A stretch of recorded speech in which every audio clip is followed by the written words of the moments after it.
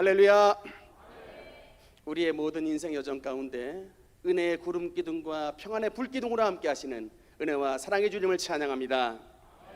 오늘 예배 시간을 통해서 하나님의 특별한 임재하심을 통해 우리 모두가 심령에 더욱더 새 힘을 얻고 독수리의 날개치며 올라감 같은 그런 더 높은 곳으로 비상하여 올라갈 수 있는 치유와 회복의 예배 시간이 되시기를 주님 이름으로 축복합니다.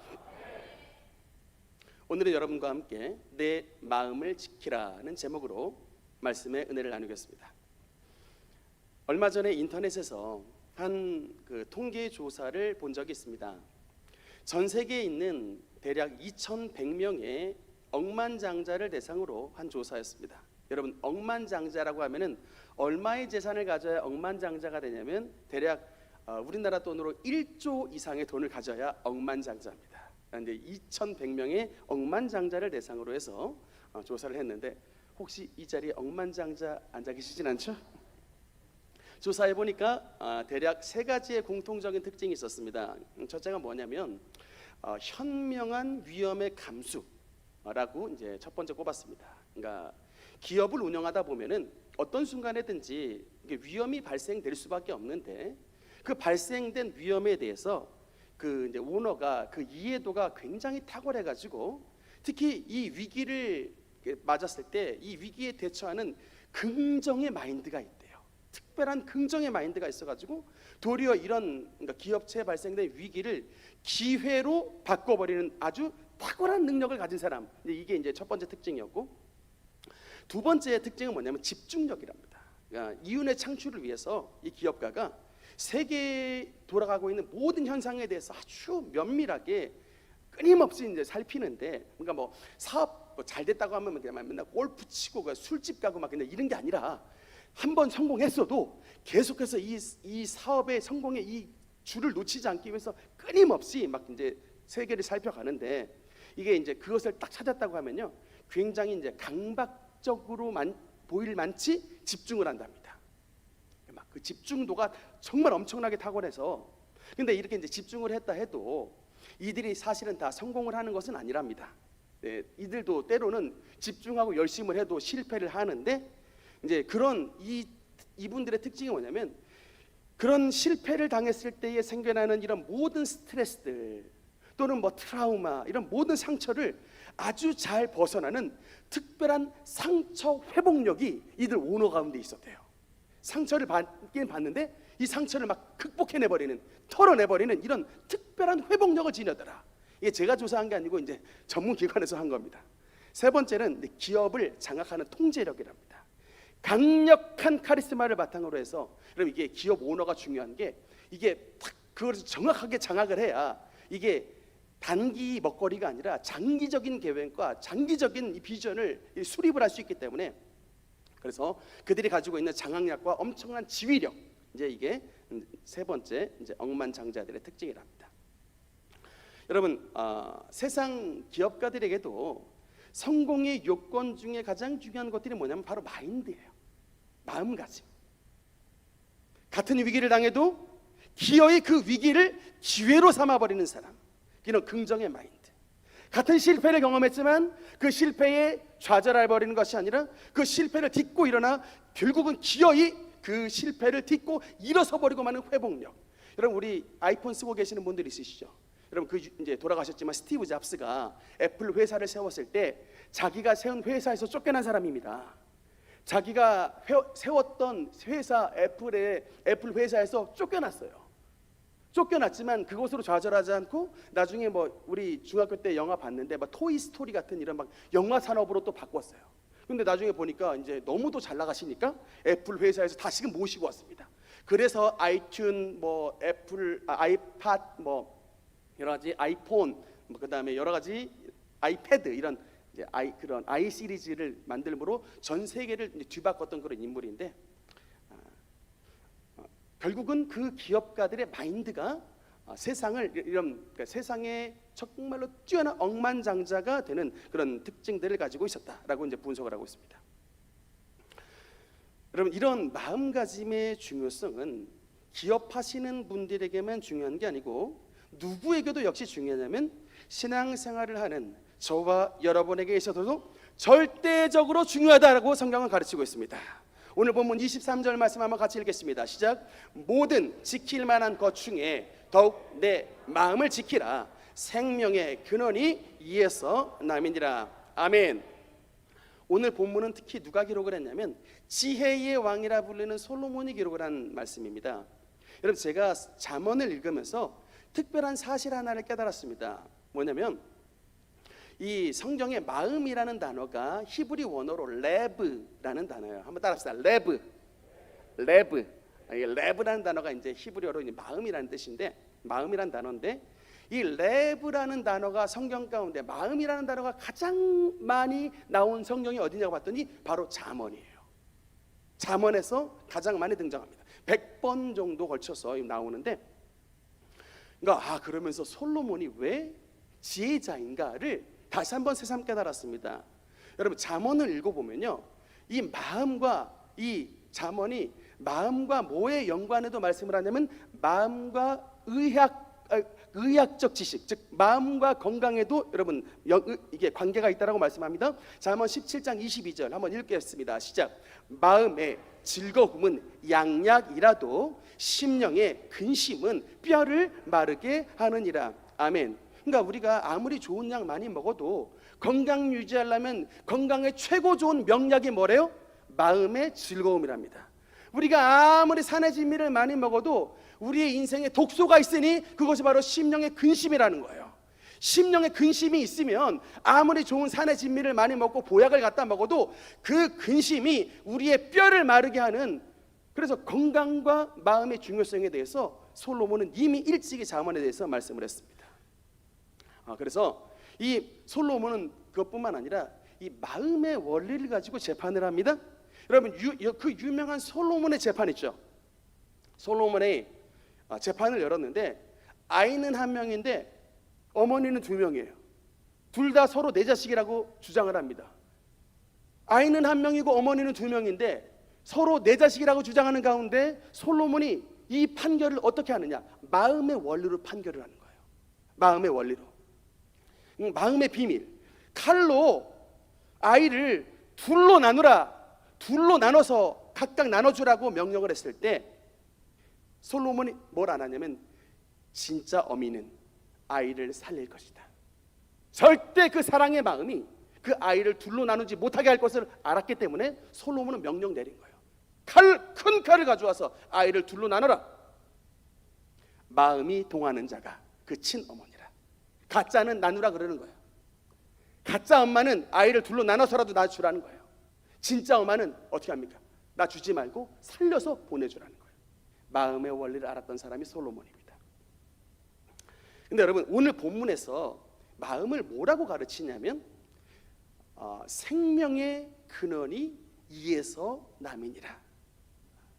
생명의 근원이라고 말씀합니다. 근원은 토차라는 말인데 이게 구약 성경에 두 가지 용례로 쓰이더라고요. 찾아보니까 하나는 근원, 토차야, 근원이라는 뜻도 있고 하나는 출입문이라는 뜻도 있더라고요. 그러니까 뭐냐면 이 우리의 마음은 생명의 솟아나는 그런 원천, 샘이자 생명이 드나드는 출입문의 역할을 한다. 여러분, 이게 이제 성경의 가르침인 것입니다. 그래서 여러분, 우리가 마음을 잘 다스리면은 주님으로부터 풍성한 샘물을 얻게 되는 거예요. 영원한 샘물, 풍성한 생명의 샘물을 얻게 되지만, 그러나 반대로 이 마음을 잘못 다스리면 화를 당하고 생명을 잃을 수도 있는 그런 핵심 장소가 바로 우리의 마음이다라고 성경은 강조합니다. 그래서 어떻게 하라고 말을 하냐면 무릇 지킬 만한 것 중에 더욱 내 마음을 지키라고 말합니다. 우리가 지켜야 될 것이 많습니다. 우리가 건강도 지켜야 되고 우리가 물질도 지켜야 됩니다. 또 우리 교회도 지켜야 됩니다. 또 우리가 나의 명예도 지켜야 돼요. 때로는 우리 가정도 지켜야 됩니다. 근데 여러분, 성경에서는 이 모든 지킬 만한 것 중에 더욱더 너의 마음을 지키라고 말합니다. 왜? 생명의 근원이 여기에서 출발하기 때문에 우리가 우리의 마음을 지키라고 말하는 것입니다. 제가 요사이 읽고 있는 책 가운데 하나가 뭐냐면 카일 아이들먼이라는 이 목사님이 썼던 내 마음은 전쟁터라는 책입니다. 근데 뭐 길게 썼습니다만 이분이 말씀하시고 싶은 요지가 뭐냐면 내 마음은 전쟁터라는 거예요. 그러니까 내 마음 속에 하나님이 주신 참신이신 하나님이 주신 신앙과 또 내 마음 속에 이 세상의 온갖 거짓 신들이 주는 쾌락, 탐욕, 권력, 돈, 로맨스 이런 거짓 신들이 주는 온갖 악한 것들이 내 속에서 벌어지는 전쟁터가 바로 내 마음이다라고 이 아이들먼 목사님은 강조를 하고 있는 것입니다. 바울도 이 사실을 인정했습니다. 로마서 7장 20절 21절 우리 한번 두 절 같이 읽겠습니다. 시작. 만일 내가 원하지 아니하는 그것을 하면 이는 행하는 자는 내가 아니요 내 속에 거하는 죄니라. 그러므로 내가 한 법을 깨달았노니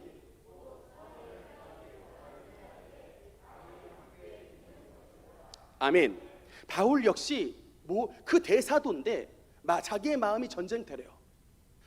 내가 한 법을 깨달았노니 선을 행하기 원하는 나에게 악이 함께 있는 것이로다 라고 바울이 고백하는 거예요. 여러분 우리 신앙생활에 여러분 완성이라는 것은 없습니다. 여러분 목사가 되면 신앙생활 완성할 것 같죠? 아니에요. 여러분 장로님 되면 신앙생활 다 완성되실 것 같죠? 아닙니다.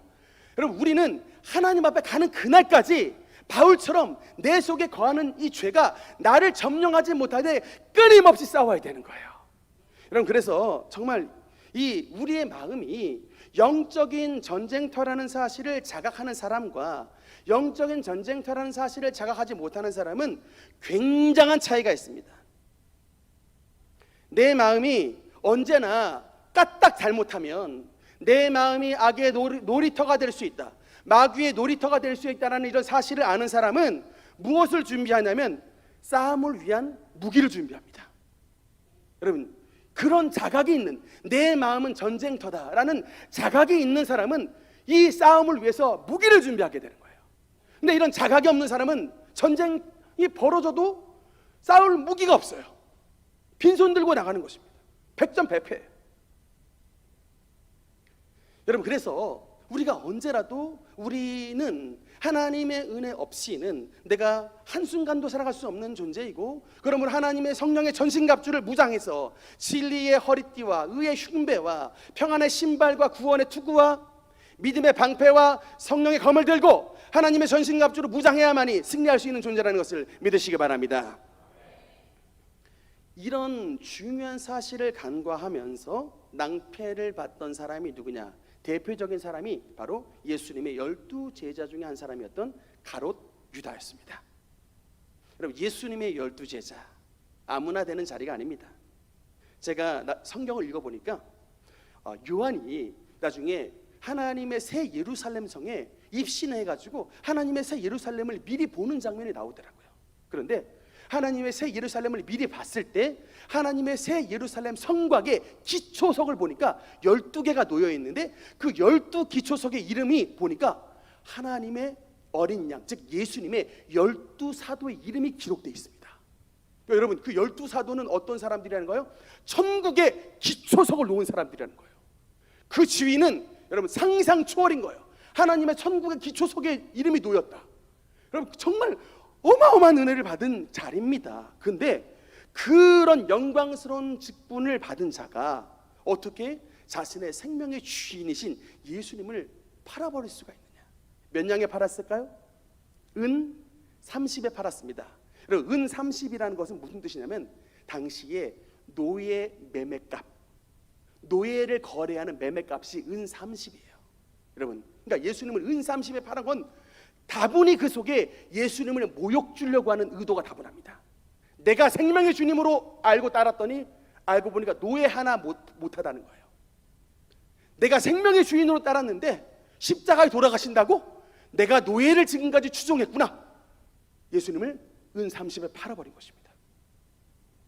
그런데 이런 유다의 배반이 일어나기 전에 성경은 무엇을 주목하느냐? 그의 마음속에서 어떤 한 일이 일어났다라고 성경은 증언하고 있습니다. 요한복음 13장 2절 우리 한번 같이 읽겠습니다. 시작.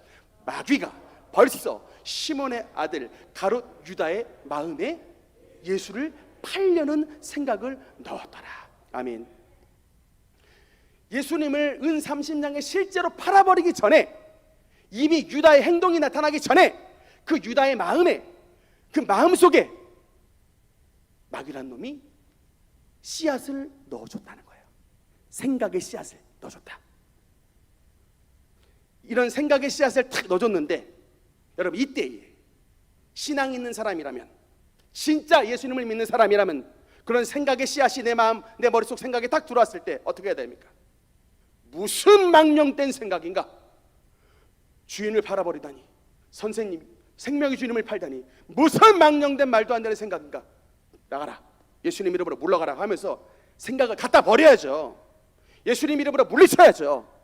그런데 그 마귀가 슬쩍 넣어준 생각을 유다가 갖다 버린 게 아니라 어떻게 했다?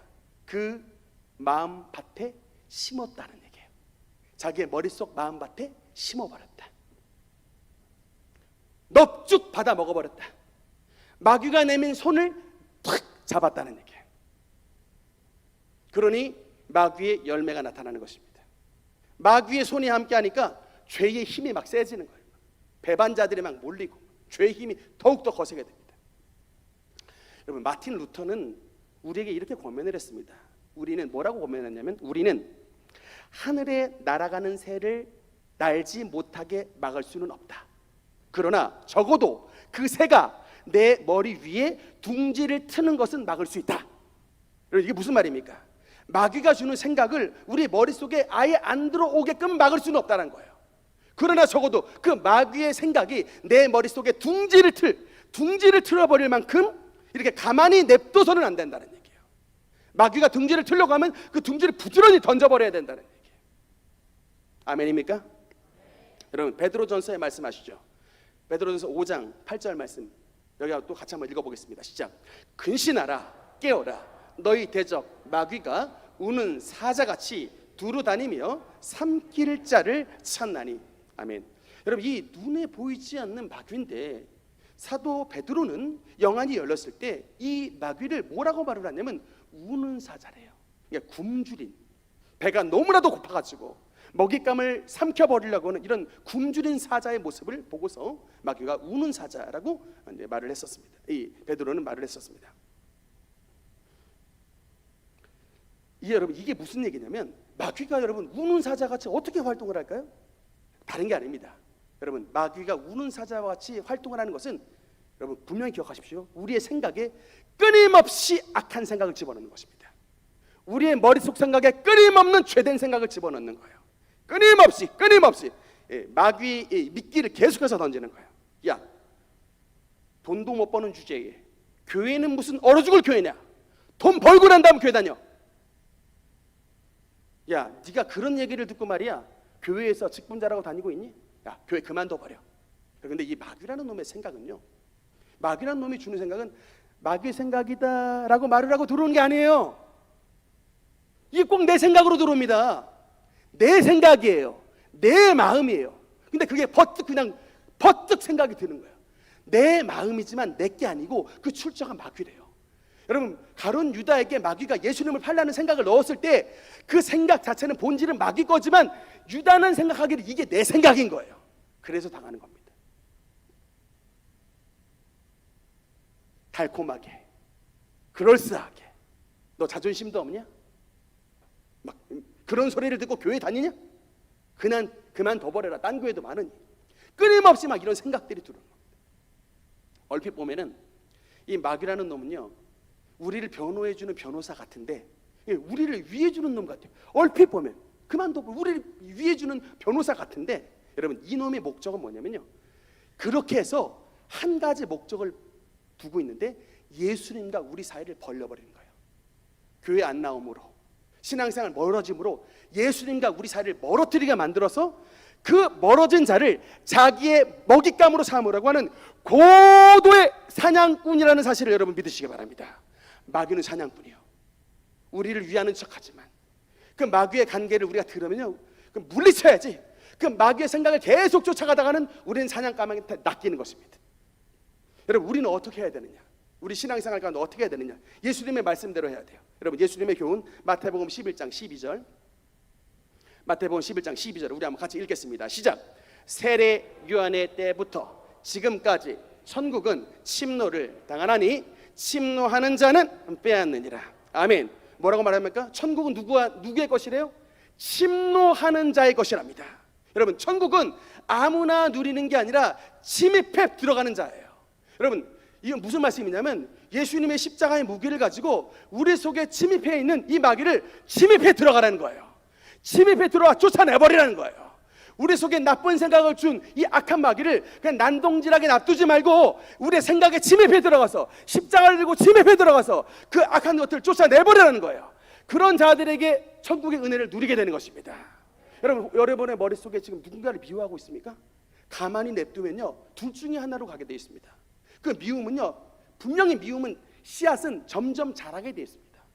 미움의 열매를 맺게 되어 있어요.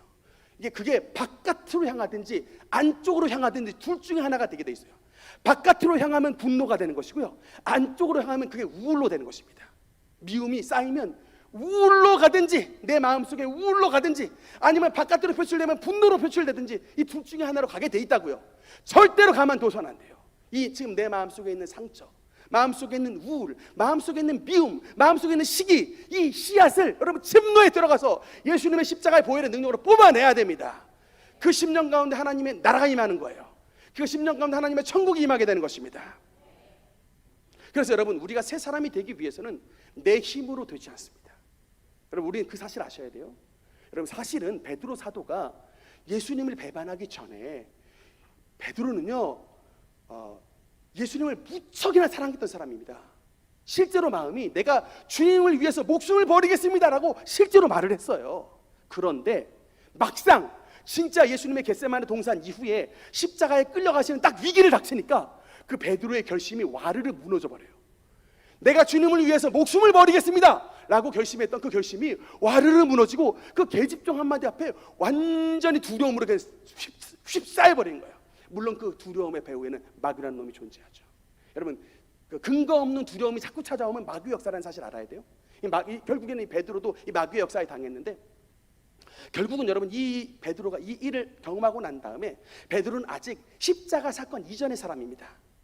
그러니까 여러분, 이게 무엇을 말씀하냐면 아무리 내가 죄 안 짓겠다, 아무리 내가 남들 미워하지 말아야겠다, 아무리 내가 이제는 좀 착하게 살아야겠다 마음 먹어도 내 마음 먹은 바대로 되지 않는다는 거예요.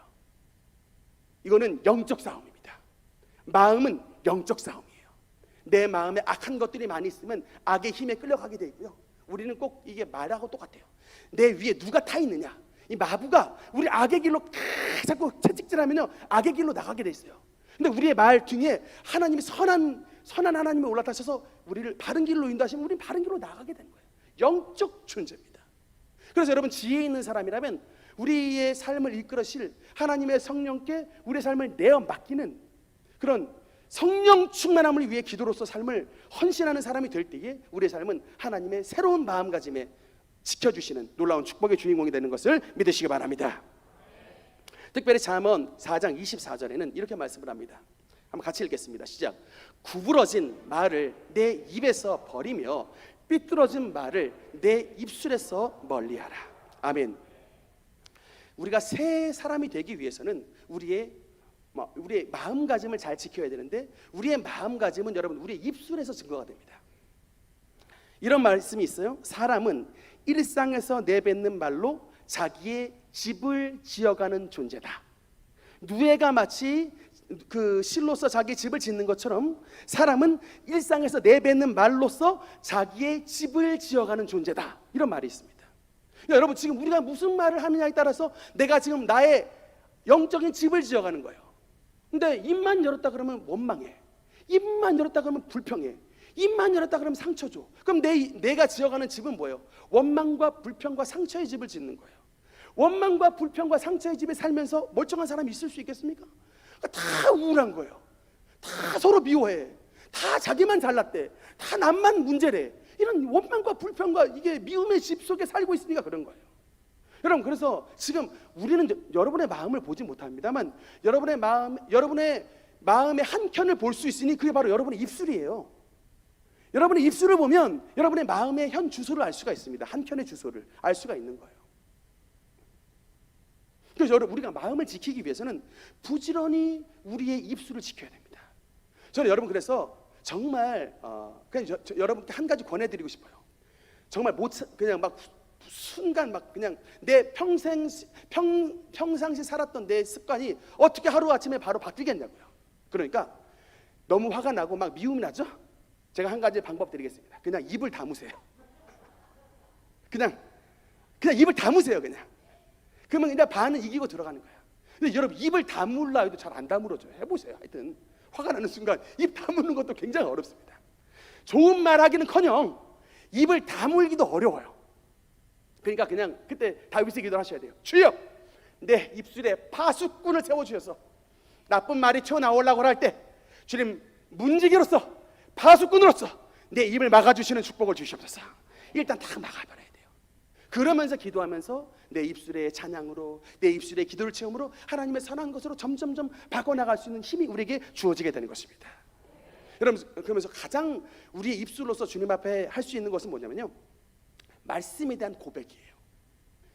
여러분, 정말 우리의 입술로서 우리의 마음을 지킬 수 있는 것, 말씀에 대한 고백입니다. 특별히 여러분의 삶 가운데 혹시 질병으로 고생하고 있으신 분 계십니까? 말씀으로써 여러분의 마음을 지키세요.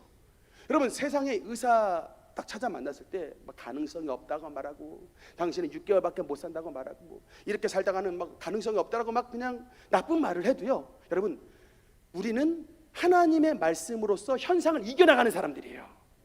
여러분, 아무리 의사 선생님이 객관적으로 그렇게 말을 했다 할지라도 우리를 지으신 분은 창조주 하나님이십니다.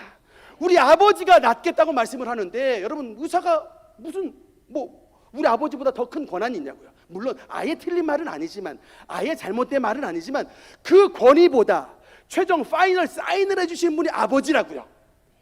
최종 결재권자는 우리 하나님이십니다. 의사 선생님은 너 못 산다고 해도 우리 아버지가 최종 결재하시면 너 산다라고 도장 찍으면 살아나는 거예요. 하나님의 말씀으로 붙잡아야 되는 것입니다. 그래서 우리 입술에 하나님의 말씀을 항상 채워야 돼요. 믿음의 사람은 하나님의 말씀으로 긍정적으로 고백하는 사람입니다. 여러분, 특별히 제가 정말 좋아하는 말씀이 있는데, 그 사사기에 보면요, 사사기 6장 11절 12절에 보면 이 긴 말씀이지만 여러분 12절만 우리 한번 같이 읽겠습니다. 시작. 여호와의 사자가 기드온에게 나타나 이르되, 큰 용사여, 여호와께서 너와 함께 계시도다. 아멘. 여러분, 이 여호와의 사자, 즉 하나님의 사자가 기드온에게 나타나셔서 뭐라고 말씀하냐면, 큰 용사여, 주께서 너와 함께 하시도다라는 말씀을 주었습니다. 근데 여러분, 놀랍게도 지금 이 상황은 11절에 나와 있는 것처럼 기드온이 미디안 사람에게 걸리지 않게 하기 위해서 밀타작을 하는데, 밀타작 마당에서 타작을 하는 게 아니라 포도주 틀에서 밀타작을 하고 있었습니다. 이게 무슨 말이에요? 겁이 나가지고 혹시 걸릴까봐 밀타작 마당에서 못하고 포도주 틀에서 밀을 타작하고 있는 완전히 겁쟁이 같은 상겁쟁이의 상황인데, 하나님의 사자는 그 상황 가운데서 나타나게 뭐라고 말씀하냐면, 큰 용사여, 주께서 너와 함께 하시도다 라고 말씀을 하는 거예요. 저는 여기서 우리 하나님의 시선을 발견합니다. 여러분, 우리 인간들은 우리 학벌을 보죠. 우리 인간들은 우리의 여러분 재정 잔고를 바라보고 그냥 그 스펙이라는 것을 통해서 사람은 재단해 버립니다. 너는 좋은 대학 못 나왔으니까 아웃, 너는 좋은 직장 못 나왔으니까 저리 가. 사람들은 스펙으로 재단해 버립니다. 근데 여러분, 그건 사람의 눈이고요. 우리 하나님은 밀을 포도주 틀에서 타작을 하고 있는 기드온에게 큰 용사라고 말씀을 해주신 분입니다. 여러분, 무슨 말씀입니까? 하나님은 우리의 현재만을 바라보시는 분이 아니라 우리의 미래와 가능성까지 미리 바라보시는, 우리의 가능성을 미리 알아봐 주시는 축복의 하나님이라는 사실을 믿으시기 바랍니다. 여러분의 자녀를 키울 때도 여러분, 그래서 이런 하나님의 시선으로 바라봐 주세요. 여러분의 자녀의 마음속에 하나님의 말씀의 사랑의 씨앗들, 축복의 씨앗들, 긍정의 씨앗들, 희망의 씨앗들이 부지런히 뿌려주세요. 그래서 너는 큰 용사다. 기드온처럼, 비록 지금이야 그야말로 포도주 틀에서 밀을 타작하는 것 같은 연약한 모습이지만 그러나 이것이 너의 본 모습이 아니라 하나님이 너와 함께 하시면 너는 기드온처럼 300명 데리고 13만 5천의 미디안을 물리칠 수 있는 하나님의 놀라운 용사로 설 수 있다라는 꿈과 비전의 여러분 메시지를 우리의 자녀들에게, 우리 성도들의 마음속에 새겨주시는 귀한 하나님의 사람 되시기를 주님 이름으로 축원합니다. 말씀의 결론을 맺겠습니다. 여러분, 주석학자 알란 레드파스라는 분은 이런 말씀을 남겼습니다. 왜 우리의 기도가 하나님 앞에 응답되지 않을까? 그때 뭐라고 이제 이렇게 말씀을 했냐면, 개인의 여리고를 정복할 때, 그때 여리고를 이게 정복했을 때 총 13바퀴를 돌았는데, 개인의 여리고를 정복할 때 12바퀴만 돌고 멈추기 때문이다. 참 우리에게 의미심장한 말씀 아닙니까? 여러분, 우리가 우리의 삶이 새롭게 되기 위해서는 하나님 앞에 부지런히 기도함으로 나가야 되는데, 너무나도 안타까운 사람들이 13바퀴째가 되면 무너지게 돼 있는데 13바퀴에 바로 한 바퀴 남겨놓은 12바퀴 돌고 멈춰버린다는 거예요. 마치 나만 장군이 7번 요단강에 들어가 몸을 담가야 되는데 6번째 들어갔더니 몸이 안 나왔다고 그걸 포기해버리는 것과 똑같은 것입니다. 하나님이 말씀하시는 이 장성한 믿음의 분량에 조금만 한 걸음만 더 가면 은혜를 받는데, 여러분, 하나님의 은혜를 받아 여러분 우리의 삶의 한계, 이런 임계점을 돌파해 나가시는 성도들 되시기 바랍니다. 우리의 마음속에 함께 하시는 하나님의 성령님을 붙잡고 온전히 의지하여 하나님의 놀라우신 은혜와 축복의 주인공들 되시기를 주님 이름으로 축원합니다. 우리 다 함께 찬양